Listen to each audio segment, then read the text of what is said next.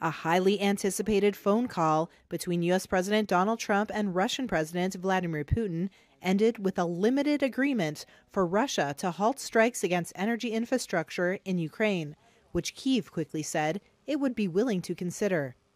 The Kremlin said Putin ordered the Russian military to halt the strikes against energy facilities in Ukraine.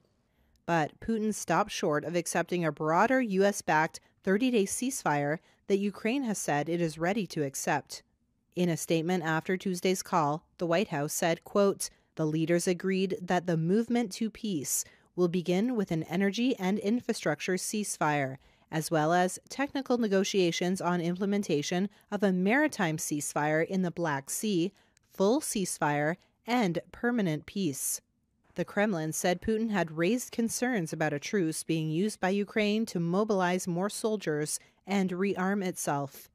Putin also said that any resolution of the conflict would require an end to all military and intelligence assistance to Ukraine. Later, Trump said on Truth Social that the call was productive, with an understanding that the leaders will be, quote, "working quickly to have a complete ceasefire and ultimately an end to the war." Trump's overtures to Putin since returning to the White House have left traditional U.S. allies wary. Ukraine and its Western allies have long described Russia's invasion as an imperialist land grab, and Ukrainian President Volodymyr Zelensky has accused Putin of deliberately prolonging the war. After Tuesday's call, the Kremlin said that Russia and Ukraine would conduct another prisoner exchange on Wednesday, trading 175 people from each side.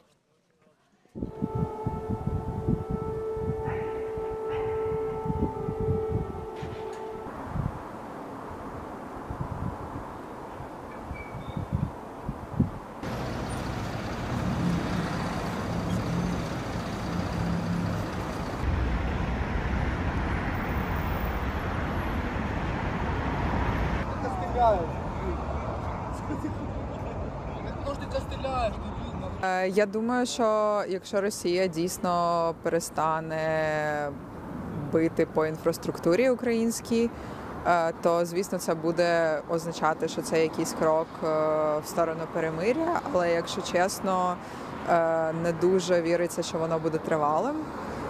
Ні, звичайно, воно не є прийнятним, тому що зрозуміло, що це просто покликано на те, щоб ослабити Україну, ослабити українську армію і просто почати наступ спочатку, заново. Тому мені здається, що це умова, на яку не можна погоджуватися в жодному разі, оскільки це просто спровокує те, що в нас стане більш слабка армія і більш непідготована до наступного наступу, який точно буде.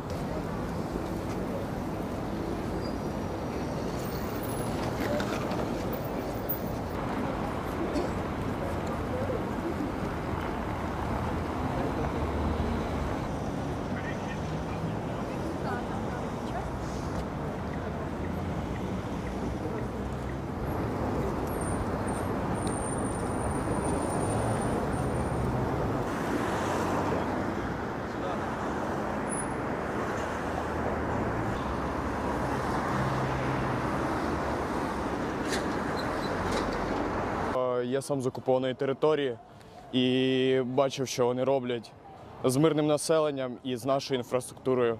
Ніякої поваги до нас не було, тому ніякого миру немає і не було, і не буде.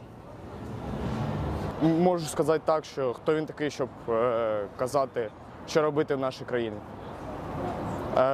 Справи, які проходять в нашій країні, це особисто наші справи.